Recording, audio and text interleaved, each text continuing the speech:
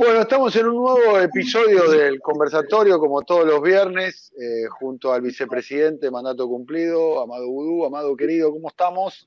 ¿Cómo estás, Daniel? Hola, Artemio. Hola, Amado. Hola, Daniel. ¿Cómo vamos? Bien, se completa el equipo ahí con Artemio. Bueno, varios temas para analizar en el capítulo de hoy.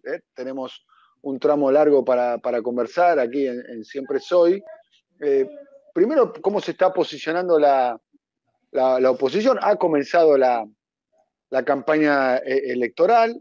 El gobierno trata de instalar la cuestión de la recuperación económica, ¿no? Todas las locaciones tienen que ver con funcionarios, funcionarias, caminando por las fábricas o dando discursos en unidades productivas. Va todo en ese sentido. Por otro lado, la oposición va a unas PASO, está utilizando el instrumento de las PASO para dirimir sus cuestiones. El macrismo va integrado en una sola lista, donde supuestamente están presentados en esa presentación mediática los halcones y las palomas, o por lo menos se presenta de esa manera, donde supuestamente el halcón sería Macri y Patricia Bullrich, y las palomas estarían encabezados por María Eugenia Vidal y Horacio Rodríguez Larreta, para decirlo a grosso modo.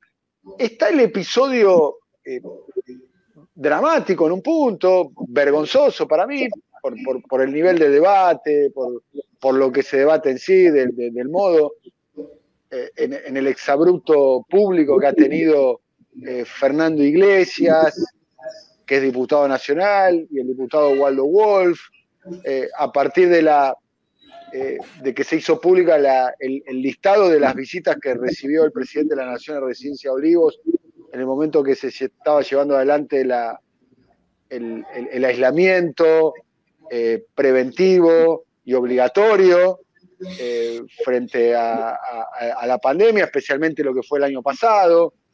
Eso derivó en una conversación pública que absorbió casi todo el debate esta semana, básicamente por el impacto de sus protagonistas. Estamos hablando de dos diputados que son muy emblemáticos, como Iglesias y Wolf, y esta es una opinión para mí, de la mejor comediante que tiene la Argentina, que es Florencia Peña, que es además, y esto también es una opinión más allá de la descripción del caso, una persona muy valiente ha sido Florencia.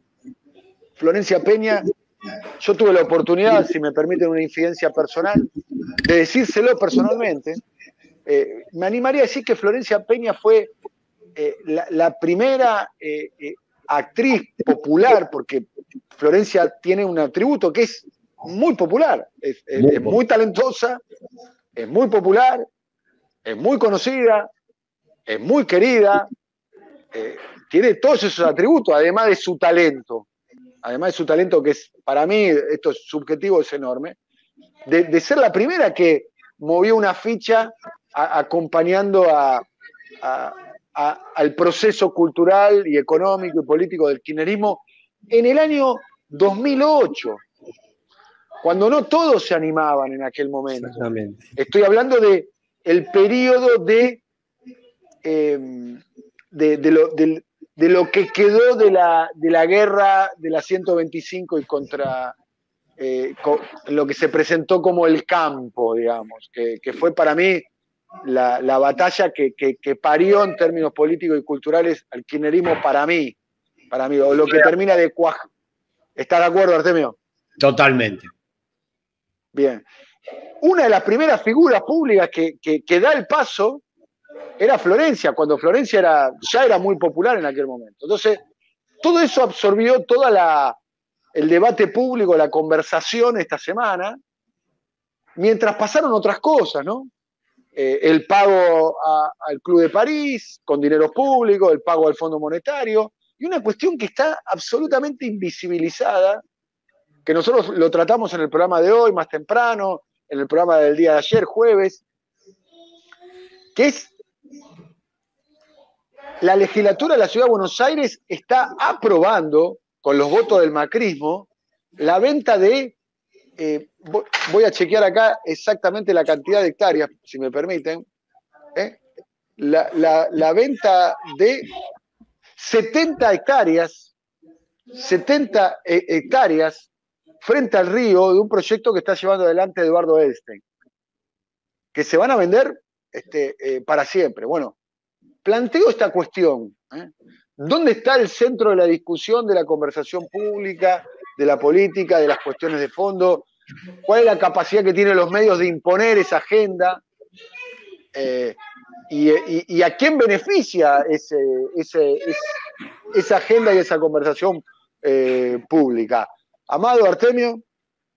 No, bueno, lo que vos sugerís ya en la pregunta es evidente. Acá la imposición de un tipo de agenda descuida, desplaza, opaca otros temas muy importantes, no solo el pago al fondo, al Club de París y a estas 70 hectáreas que referís. Argentina tiene otros problemas en discusión. Entre el primer trimestre del año pasado y este primero, hay 6 puntos más de pobreza por ingresos. Obviamente estábamos sin pandemia todavía. La situación de los salarios sigue siendo muy deficitaria, a pesar de que ya las pautas salariales están por arriba del 40%. Sigue habiendo una cantidad importante de sectores que no están bien en términos socioeconómicos y que además remiten en términos electorales una situación de indecisión sobre la cual seguramente luego vamos a hablar. O sea, efectivamente hay temas para discutir, pero no son los que se están planteando en la agenda pública, que a mi juicio la agenda pública, la agenda que se discute, ha expulsado a la política de su contenido. No hay política en discusión en Argentina hoy si te guías por la agenda de los medios habituales, sean estos oficialistas u opositores. Se discute cualquier tema, pero de ninguna manera son temas políticos ni que hacen a la cuestión estructural.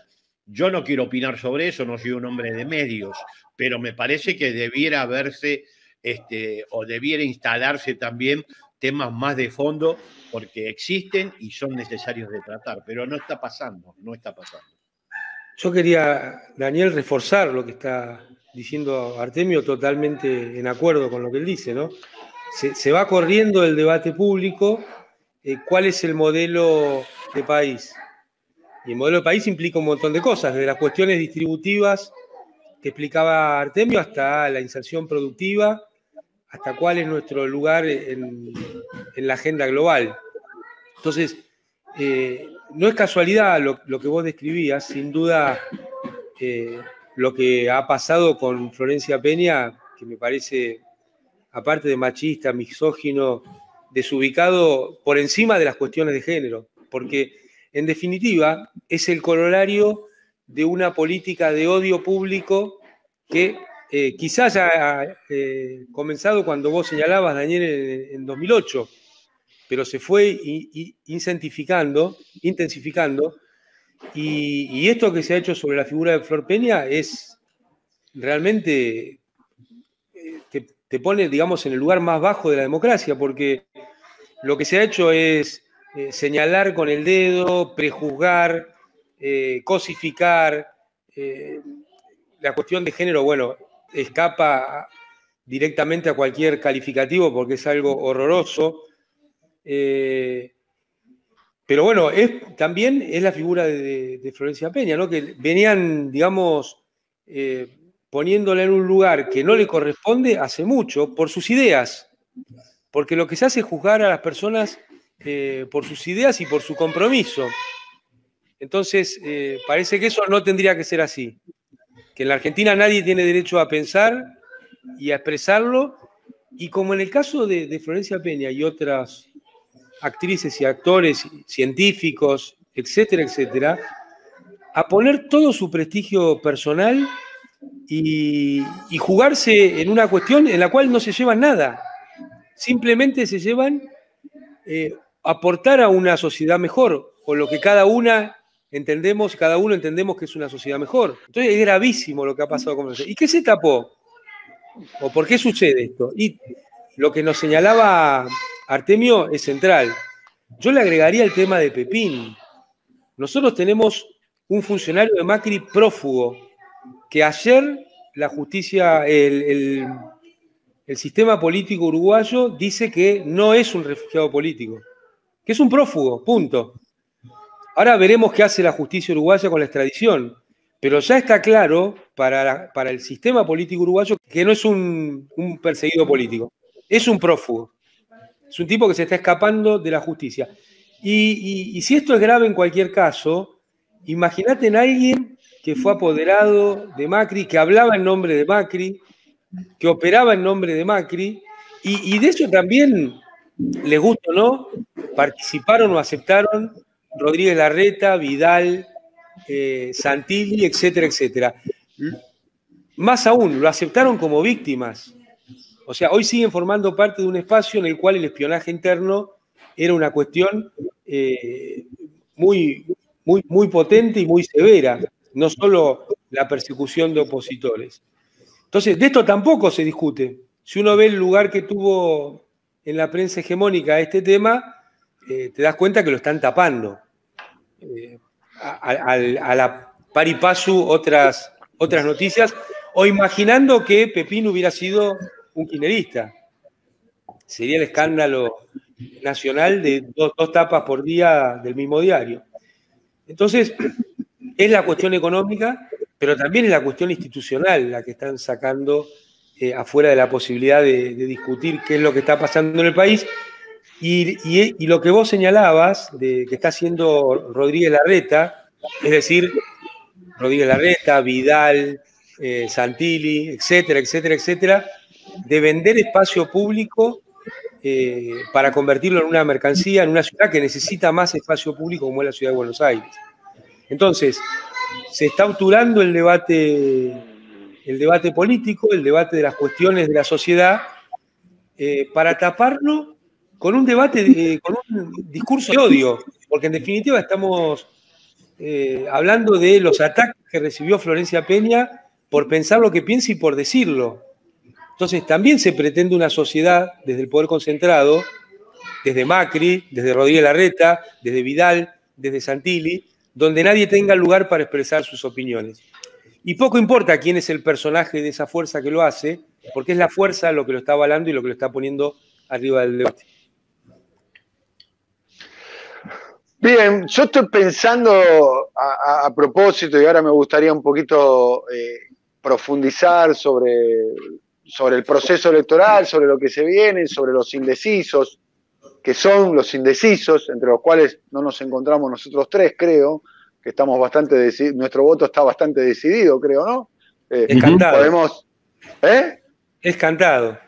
El voto es cantado, en el caso nuestro es un voto cantado, más allá de que podamos tener matices, alguna diferencia con algún integrante de la lista y demás, nuestro posicionamiento es bastante claro, taxativo, pero después me gustaría profundizar un poco con Artemio, que es un poco, lo admiramos mucho Artemio, entre varias cosas, por ese nivel de análisis. ¿Qué pasa con los indecisos? Que pareciera ser que son los que terminan definiendo el proceso electoral, o para un lado o para el otro. Pero antes de ingresar ahí, quiero preguntarle, o quiero comentarles, que pareciera ser que la operación, por lo menos de lo que yo observo, que es de los medios de comunicación, que es de lo que yo puedo opinar con cierta profundidad, es que la operación fue muy exitosa, ¿no? Porque estaba claramente, por lo menos por lo que yo percibo, ¿no? Está claro que toda la cuestión del listado de visitas a Olivos lo tenían preparado para el inicio de la campaña, ¿no? O sea, cuando el gobierno lanzaba su campaña con los candidatos, impusieron el tema de campaña, y evidentemente el oficialismo no se vio cómodo en esa cena, ¿no? Es más, tengo entendido que hubo varias reuniones a ver cómo se salía de ese expediente. De alguna manera, y tuvo, en un punto, quizás la oposición tuvo éxito, ¿no? Porque impuso el tema, hasta hoy se habla de ese tema, y por otro lado, yo no sé cuál va a ser el impacto electoral, eso no lo sabemos. Yo tengo un antecedente para compartir con ustedes, que fue en el año 2017, cuando apareció el cuerpo de Santiago Maldonado, había un estado de conmoción en todo el país, no sé si lo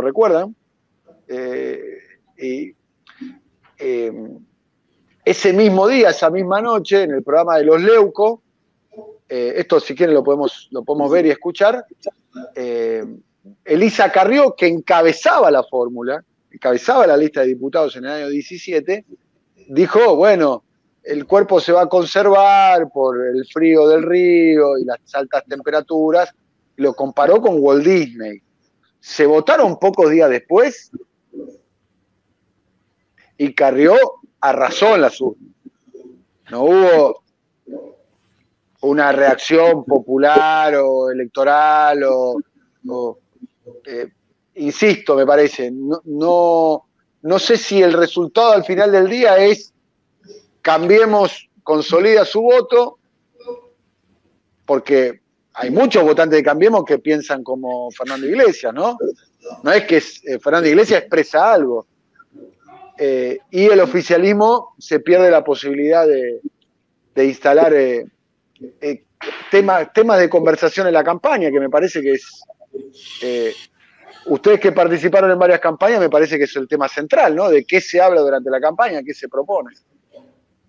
Bueno, el oficialismo tiene dos grandes temas, el de vacunación, que efectivamente hoy estaban por el 56.5% de la población, que me parece que a pesar de las críticas que recibe por parte de la oposición y algunos sectores independientes, es un buen programa de vacunación, ese indicador lo tiene satisfecho. Y la cuestión socioeconómica, lo dijo Cecilia Todesca ayer, creo que lo repitió hoy, que efectivamente se está produciendo en algunos sectores, pero que es muy heterogénea y que ellos tienen que llegar a que efectivamente todos los sectores sientan el beneficio del crecimiento económico. Y me meto en este tema nuevamente sobre el tema de la cuestión electoral. Si este beneficio del crecimiento económico no se observa homogéneamente, por lo menos en parte, sobre un sector importante de la ciudadanía, seguramente va a ser un déficit para el gobierno. Una buena noticia, por ejemplo, es que el comercio cerró una paritaria de 42%, la reabrió y la volvió a cerrar. Si bien está todavía por debajo de la inflación, obviamente es más importante que lo que había cerrado anteriormente. Creo que estaba en cerca de 10 puntos menos. No, estoy citando de memoria, no quiero equivocarme, pero veo que el gobierno está haciendo una parte del esfuerzo dedicado a impactar sobre estos sectores que siguen siendo voluminosos y lo que decía Daniel es cierto, son los que a la postre van a definir, vuelvo a insistir, no el resultado de la elección, para mí el 1-2 está garantizado, el Frente de Todos va a ganar, lo que van a definir es la distancia entre coaliciones. Y en la última encuesta que yo vi de la consultora Proyección, habla a nivel nacional de 4 puntos de distancia en favor del Frente de Todos. O sea que sobra muy poco. En Provincia de Buenos Aires casi 7, pero luego no olvidemos que está Capital, Córdoba, Mendoza, distritos muy importantes, Santa Fe, que constituyen ellos sumados el 35% del padrón, donde Juntos o Juntos por el Cambio, como se llama en cada región, tiene gravitación electoral. A nivel nacional, 4 puntos, es una distancia, pero obviamente habla de la importancia que tienen las políticas destinadas a que los sectores medios y medios bajos observen con relativa claridad las mejoras que ofrece el gobierno con respecto al modelo de Macri, que claramente tiene memoria reciente de que fue muy dañino. Pero vuelvo a insistir, hay que insistir en esa dirección, valga la redundancia, porque ahí está la clave de la elección. Y muchos de los análisis estamos subvalorando el daño que percibe la sociedad que le hizo Macri y su modelo, o gran parte de la sociedad. Y eso se ve fortalecido, o sea, la posibilidad del Frente de Todos, con lo perdido discursivamente y lo mal articulado que está el espacio del PRO, de Cambiemos el radicalismo, llamémoslo como quieran, lo que parecía un paseo hace unos días en términos de su organización interna. Todos los analistas, estos que escriben todos los días, decían, bueno, hay una nueva figura que es Rodríguez Larreta, que ya está ordenando todo el espacio. Fijémonos que la sola aparición de Manes volteó toda esa hipótesis de un día para otro. Entonces esto nos da cuenta que no han encontrado un discurso, no han encontrado un modelo de resolución del sentido político que tienen, y creo que es muy probable que veamos esto en mayor medida de lo que pensamos en el no acompañamiento de parte de los que lo acompañaron en el pasado con su voto. Ahora, la contracara de esto, vinculado a lo que señala Artemio, es que en nuestro espacio, sacando al presidente y tal vez algunas intervenciones del jefe de gabinete, no tiene un discurso económico, tiene un discurso puramente financiero. Cuando uno escucha hablar al ministro de Economía o a funcionarios, al funcionariado... Volvieron los clásicos. Sí, volvemos a los clásicos. Siempre lo mejor es volver a los clásicos porque ahí está casi todo lo que permite construir las heterodoxias. ¿Qué pasa? ¿Qué hizo Guzmán esta semana? No, yo lo que veo es que seguimos hablando de temas financieros y ni siquiera de cómo impactarían supuestamente esos temas financieros en la vida de los argentinos. Y me parece que para la población... Dame un ejemplo. Porque no hay una discusión que parece que está saldada de para qué se van a usar los DEC, los más de 4.000 millones de dólares que van a ingresar en DEC. Sí. Y ahí tenemos que aceptar que hay muchas visiones, que puede ser la que más le gusta a uno o no, pero también tienen razones. Si yo fuera funcionario, diría que bueno, esto en realidad opera como una quita, aunque lo uses para pagar. Y sería un argumento más o menos razonable. Pero tendrías que explicar para qué te sirve eso y qué impacto va a tener en la vida concreta de los argentinos. Porque no hay forma de alinear expectativas económicas si no hay un discurso alrededor de por qué se toman las medidas que se toman. O mejor dicho, lo importante es tener una idea de la ruta, del camino, y las medidas cómo aportan a esa ruta, a ese camino, entendiendo que pueden salir bien, mal o regular.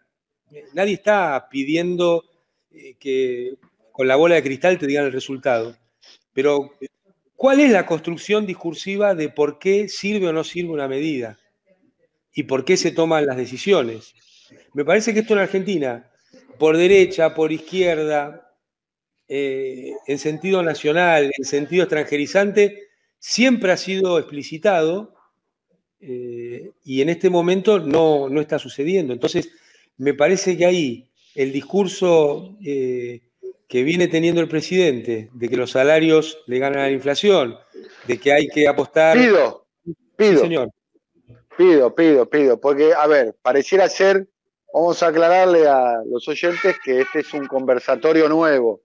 No es que estamos haciendo el mismo conversatorio que hicimos la semana pasada, o la anterior, o la anterior, o la anterior, o la anterior, o la anterior, o la anterior, o la anterior, o la anterior. Porque casi ustedes dos son dos, en el buen sentido de la palabra, obsesivos de la cuestión del ingreso. Lo vienen diciendo en todos los episodios hace mucho tiempo. Ojo con el ingreso, ojo con el ingreso, ojo con la paritaria y demás. Y después hay algo que ustedes bien lo plantearon, por eso los quiero escuchar a ustedes dos, que son los que saben del tema. Hay algo que es, ustedes vienen diciendo que el presidente dice y el ministro dice que los salarios le van a ganar la inflación. Pero estamos en agosto y eso no está pasando. No, si bien se recortó la distancia con respecto a las paritarias y el ritmo de crecimiento de precios, que está por arriba del 50%, es cierto que no está pasando. Lo mismo sucede con jubilaciones y pensiones, que están empatando con los bonos con el ritmo de aumento inflacionario. Ahora, yo con respecto a la oposición, y voy al tema que inició Amado, sobre la irrupción de distintos liderazgos dentro de la oposición, creo que la oposición vive una triple tensión. Por un lado, un liderazgo que no termina de eclipsarse, que es el de Mauricio Macri, y otro que no termina de desplegarse a nivel nacional, con la aparición de un partido político como la UCR que quiere recapturar sobre todo territorios que ellos consideran propios o consideran con muy buena expectativa electoral y que eso le implicaría un mejor posicionamiento dentro de la coalición que lo que tuvieron en la etapa inaugural de Juntos por el Cambio. Yo creo que en esa circunstancia, en esa triple tensión, están todos y explican los vaivenes de la coalición. Ahora, quiero decir esto, un poco vos lo señalabas, Amado, en los comentarios, y yo quiero refrendarlo. Más allá de matices, todos de alguna manera soportan, sostienen y sostuvieron el mismo modelo de país. No hay halcones ni hay palomas. No hay en ese sentido ninguna diferencia entre Manes, Larreta y Macri. Simplemente posicionamientos circunstanciales que lo llevan a tener diferencias de matices. La oposición es el proyecto neoliberal conservador. Lo que existe de este lado es una gran dificultad para poder entrarle a esa circunstancia, para poder manifestar los avances en esa dirección y, a mi juicio, para hacerle las críticas pertinentes a un modelo que ha dejado el país pata para arriba. Sin embargo, yo sigo viendo que no hay todavía vocación de señalar claramente cuáles fueron los déficits de ese gobierno, porque entre otras cosas, los déficits de ese gobierno se corresponden, a mi juicio, con algunas concepciones o conceptualizaciones que también circulan dentro del oficialismo. Entonces, cuesta mucho observar que haya un discurso dirigido a resaltar lo propio, pero al mismo tiempo señalar los límites del proyecto macrista, que vuelvo a insistir, está en plena ebullición, pero siempre es una ebullición administrada.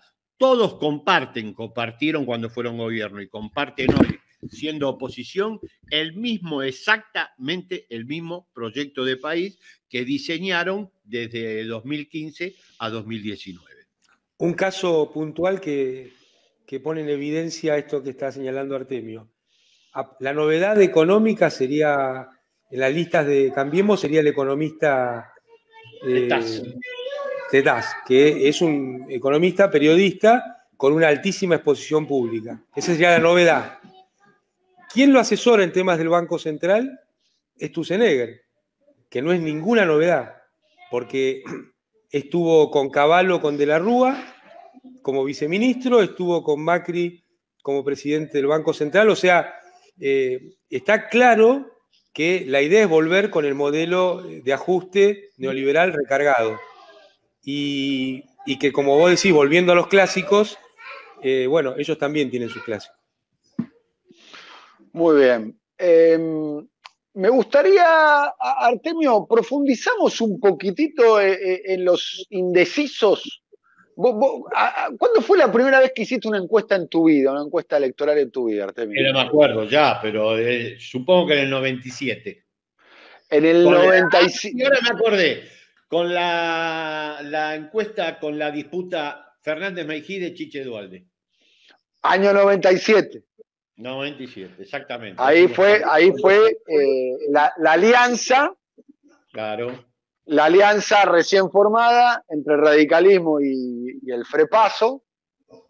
Esa vez el radicalismo se corrió para la centroizquierda, le gana fue la segunda derrota del dispositivo peronista electoral después de la de Herminio Iglesias frente a Alejandro el Fenómeno Armendáriz en el año 1983.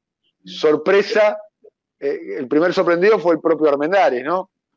Fue la irrupción electoral de los nuevos pobres, de los sectores medios que habían declinado socioeconómicamente durante la década de los 90, producto del deterioro de ingresos y de ocupación, y que le dieron al peronismo una contestación electoral contundente. Sectores que habían votado más de una vez por el propio peronismo, pero el peronismo, al desplegar las políticas menemistas, obviamente lo dejó en la orfandad.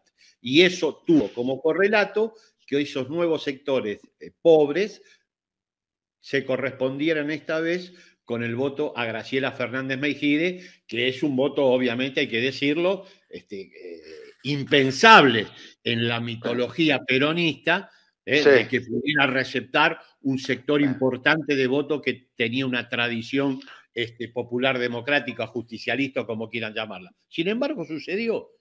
Cuando vos haces declinar socioeconómicamente a sectores importantes de la sociedad argentina, y aún a pesar de que estos sectores te pueden haber votado y acompañado más de una vez, bueno, tenés que estar dispuesto a recibir novedades también en términos electorales. En el 97 Artemio, fue claro. ¿Y el 2009 no fue un poco eso? En 2009 creo que algo pasó. En otra proporción, pero pasó. ¿Y en el 2013 sí, claro, no fue un poco eso? En el 2013 creo que una parte del electorado que tradicionalmente acompañaba al Frente para la Victoria le dio el voto al Frente Renovador. Es cierto, bien, porque claramente. Vale recordar que en el año 97 la candidata progresista era Graciela Fernández Mejía. Esto me permite un emoticón en vivo. Pero con esto quiero decir que no hay una metafísica del voto. Que el voto es dinámico y que los sectores sociales reorientan electoralmente su comportamiento en función de variables. Ahí quería ir, Artemio, ahí, porque a ver, está la experiencia 83, la experiencia 97, la experiencia 2009 que trae al recuerdo Amado, la experiencia 2013, cuando vos ya eras vicepresidente, Amado. A Cristina las elecciones de mitad de término le fue mal. Le fue mal. Bueno, a partir del 2009 es que aparece la asignación universal por hijo, se toman determinaciones en función de lo que decía Amado, de haber observado que había un problema y que había producido efectos electorales contundentes. Bien, los indecisos, que son los que definen el proceso electoral, ¿no? Porque hay un 30% para acá, un 30% para allá, que está definido en su voto, y después hay un porcentaje que va variando. El promedio está en torno al 12-14% de situación de indecisión para un sector muy importante de la sociedad. Bien. Bueno, Amado, Artemio, ¿cómo se les habla a los indecisos? ¿Cómo se los convence cuando le tocó la pandemia, vienen con el macrismo, capaz que perdieron el laburo, el salario no le alcanza? Yo creo que se le habla desde las políticas públicas, cuando sos gobierno. Otro cantar es cuando sos oposición. Bien. Se le habla de las políticas públicas, creo que el gobierno tiene para exhibir el manejo de la situación de la pandemia, donde si hubiera seguido lo que le planteaban desde la oposición, bueno, esto sería una cosa realmente muy cruel, aún con las dificultades y el dolor que causa los efectos de la pandemia. Creo que el gobierno ahí tiene un punto fuerte para presentar, porque Artemio hablaba del 50 y pico % de vacunadas y vacunados. Bueno, imaginemos que en términos de mayores de 18 debe ser más del 70 y pico % esta situación. Entonces creo que ahí hay un punto muy fuerte que todos lo quieren circunscribir a la vacunación, porque desde la oposición querían armar el negocio de Pfizer. Pero es mucho más que la vacunación, es la puesta en marcha de los hospitales, es el reconocimiento del trabajo de la salud pública. No podemos olvidar hoy que María Eugenia Vidal se ufanaba de no haber terminado los hospitales, ¿no es cierto? Entre otras cosas, pero esto no es que es algo que imaginamos. Hay que agarrar los archivos nada más. Sobre todo con la verdad, esto de poner la verdad sobre la mesa. Yo sé que hay muchos vecinos, por ejemplo, de La Matanza, que seguramente me están mirando, que tienen 2 hospitales bastante avanzados para terminar y poner en funcionamiento. Ahora, yo dije claramente, no voy a abrir un hospital nuevo más. Archivos nada más. Como Patricia Bullrich se ufanaba con De la Rúa de haberle bajado el 13% a las jubiladas y jubilados, María Eugenia Vidal se ufanaba de no terminar los hospitales. Esto para que veamos que hay un correlato, como decíamos, Artemio decía, no hay halcones ni palomas. No, es un modelo que hoy lo tratan de esconder a Macri, porque es la cara más horrible de ese modelo. Pero es la cara más horrible si estuviéramos hablando de los cuadros de Dorian Gray. Me parece que son todas las caras iguales. A ver, coincido con el diagnóstico de ustedes, pero ahora está llegando la variante Delta, ¿no? Está llegando la variante Delta. muy probablemente se termine votando en las primarias, si es que se cumple el pronóstico de los especialistas, con la variante Delta a velocidad crucero. Y ahí se va a ver también, el sistema va a entrar en estrés, porque seguramente todo indicaría que los casos van a subir, porque ese es el comportamiento que ha tenido en el Reino Unido, en Israel, en Estados Unidos, en Europa, la variante Delta, que suben los casos, pero se puede resistir con la vacunación masiva. Ese es un tema a tener en cuenta. Dicho sea paso, se está acelerando y combinando las vacunas, porque el gobierno necesita en estas 2 o 3 semanas dar como mínimo la segunda dosis, completar las dosis. Es más, en Israel, en Inglaterra están especulando, y el debate que está habiendo hoy en el mundo es que la Organización Mundial de la Salud está diciendo, che, vacunemos más, y Europa y Estados Unidos están diciendo, no, nosotros vamos a ir por la tercera dosis, ¿no? Replicando el nivel de concentración de vacunas en los países centrales. Para mí el partido de la vacuna y el COVID, el gobierno no la tiene de toda, no es partido ganado.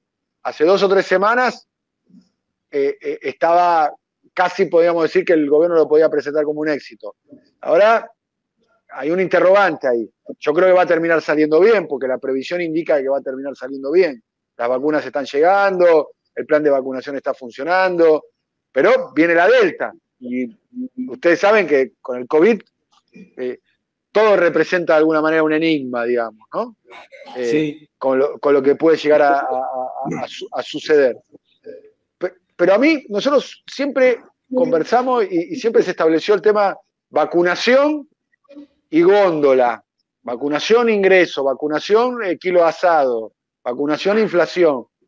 Y ahí pareciera ser que el gobierno está con dificultades, ¿no? Porque la inflación no cede, los aumentos salariales van detrás de la inflación. Sí, el kilo de carne bajó.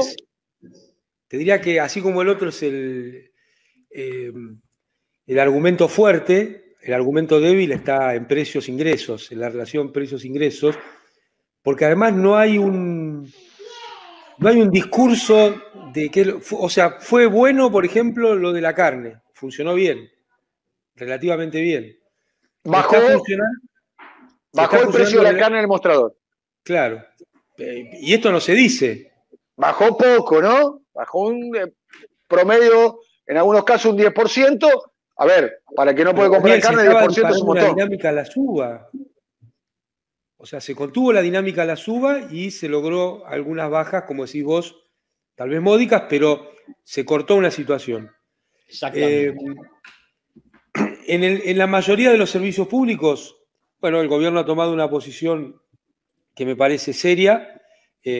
Creo que tenemos problemas con telefonía celular y cable internet.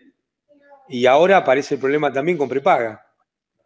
Me parece que ahí... Hay un aumento del 42% anual para las prepagas, pactado. Bueno, por eso, ahí no como vos decís, la veo difícil. Pero lo más difícil es que no hay un recorrido que se le esté planteando a la sociedad para que entienda por qué esperar en esta situación. Es decir, bueno, estamos haciendo tales cosas que van a tener tal resultado. Y esta es una cuestión, te repito, vos te vas a reír, me vas a cargar. No es una cuestión política, porque la definición política está bien. Lo que está faltando es cuál es el discurso económico de qué estamos haciendo y a dónde pretendemos llegar. Y nos pasamos el día hablando de finanzas, ni siquiera de finanzas públicas, de lo que sería un secretario de finanzas. Que si el fondo, que si el Club de París, que ni siquiera hablamos de la tasa de interés local. O sea, estamos hablando en esa área de la no argentina. Y por supuesto que son cosas importantes, pero podríamos estar discutiendo cosas en las cuales quizás nos pudiéramos poner de acuerdo diversos alas de esta coalición. Por ejemplo, lo importante en la discusión con el fondo, ¿cuál es el tema central? Bueno, yo diría el tema central, más allá de cualquier debate financiero, es que no aceptar la imposición de un modelo y no aceptar la intromisión del fondo en leyes de la República Argentina y en el diseño del presupuesto público de la República Argentina. Ahí tenés una definición posible. Los otros pueden decir, no, quiero el modelo del fondo. Bueno, discutámoslo. Segunda discusión. ¿Cómo es la relación entre plazo, baja de tasa de interés? Y yo le agregué un tema que para mí es el más importante de todos, periodo de gracia. Porque si tenemos dificultades en la ampliación de plazos, bueno, discutamos el periodo de gracia. Si en finanzas es eso, las cuestiones que hay que discutir. ¿Cómo te vas acercando en la carrera hacia el arco iris? Entonces, ni siquiera estamos discutiendo a fondo de los temas financieros. Es qué cuota voy a pagar, cómo la voy a pagar, mucho menos de temas económicos. Muy bien, siempre conversando con vos, Amado, y con vos, Artemio, siempre vos me sostenías, Amado, que la principal función que tiene un ministro de Economía es... Que además de todas las cuestiones técnicas, tiene una cuestión política, que es buscar alinear las expectativas de los actores económicos. Los actores y comunicarle a la sociedad dónde va, ¿no? Porque los actores económicos no son solo los empresarios. ¿Viste? Cuando se dice el sector privado, es un eufemismo para no decir los empresarios. Los jubilados también son el sector privado. Y los trabajadores y trabajadoras también son el sector privado. Entonces, creo que hay que explicitarle a la sociedad cuál es el modelo que se pretende poner en funcionamiento. Entendiendo, me parece muy bien también lo que ha dicho el presidente, no me traigan un plan económico, porque ya sabemos lo que son los planes económicos. Hay que tener un modelo, un sentido, una acumulación, pero no me vengan con el plan que empieza por el resultado y termina destruyendo el país y a su pueblo. ¿No es cierto? Eso creo que es una gran definición de este gobierno. Bueno, pero está faltando que las áreas respectivas aporten ese discurso público del hacia dónde y cómo. Muy bien, hemos terminado un conversatorio, Artemio, si querés agregar algo más para... No, comparto lo que dice Amado. Quiero reflexionar acerca del aumento de la pobreza. Hay 5 millones de nuevos pobres desde el año 2020 al 2021 y 5 millones nuevos de indigentes en el mismo lapso, primer trimestre del 2020 al primer Perdóname, no entendí bien. ¿5 millones de nuevos pobres del 2020 al 2021? Hay 2,5 millones de nuevos pobres del 2020 al 2021. Ahí fue un error, 2,5. Y efectivamente, la indigencia pasó del 8,6 al 11,3 en el mismo periodo. También creció la pobreza extrema, 2 puntos de crecimiento para la pobreza extrema. O sea, estamos en una situación socioeconómicamente muy endeble y eso hay que tomar nota de lo que está ocurriendo, porque eso ya no es sector medio, medio bajo, es la base de la pirámide social.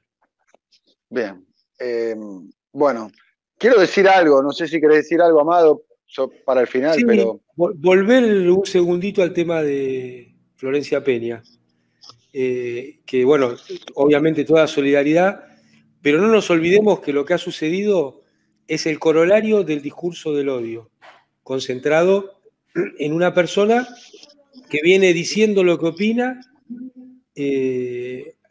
todo hace mucho tiempo. Y esto en una sociedad democrática es inaceptable. Es una herramienta de disciplinamiento, ¿no? Claramente. Bueno, vos has sufrido la peor de las herramientas de disciplinamiento que ha sido la cárcel, Amado. Ni más ni menos, ¿no? Y bueno, los comunicadores sufren la herramienta del disciplinamiento de la censura, de los anunciantes y demás. Quiero preguntarte, Amado, con esta libertad que estás teniendo condicional en estos días, en estas semanas, ¿cómo la estás llevando con esta escena nueva de tu vida? Bueno, te provoca la doble sensación, ¿no? Te diría que en este caso es triple. Por un lado, la alegría personal, familiar, de poder compartir otras cosas, llevar a tus chicos al médico. por ponerlo en una cuestión. Ya, pudiste conocer al pediatra de tus hijos, por ejemplo. Claro. Pero al mismo tiempo hay compañeras y compañeros que siguen en situación de detención o de persecución o de que siguen las causas dando vuelta, donde Cristina Fernández de Kirchner es, digamos, el caso más notable y más delirante, si no fuera tan grave, pero son muchas las compañeras y compañeros que están en esta situación aún hoy. Y la tercera cosa que te diría es, yo estoy en libertad condicional porque cumplí los 2/3 de una sentencia injusta. Entonces, en ese sentido, también tiene un sabor extraño, ¿no? Yo no me fui a Uruguay, jamás me hubiera ido a Uruguay, ni a ningún lado. Pero hubo sentencias en tribunales que fueron convalidaciones de sentencias mediáticas, es decir, parodias de sentencias judiciales para confirmar sentencias mediáticas. Y en el caso particular con el juez Bertuzzi, que bueno, hemos visto todo lo que pasó después, ¿no? Ni siquiera fue a dar la cara al Senado de la Nación, como si fueron otros 7 jueces que habían sido también movidos por Macri, pero podían explicar su calidad como jueces y lo que habían hecho. Este hombre no. Te agradecemos mucho, Amado. Artemio, hasta la próxima. Un abrazo grande. Chao. Gracias, Daniel. Chao, Artemio. Fuerte abrazo a todas y todos. Hasta luego. Hasta la próxima.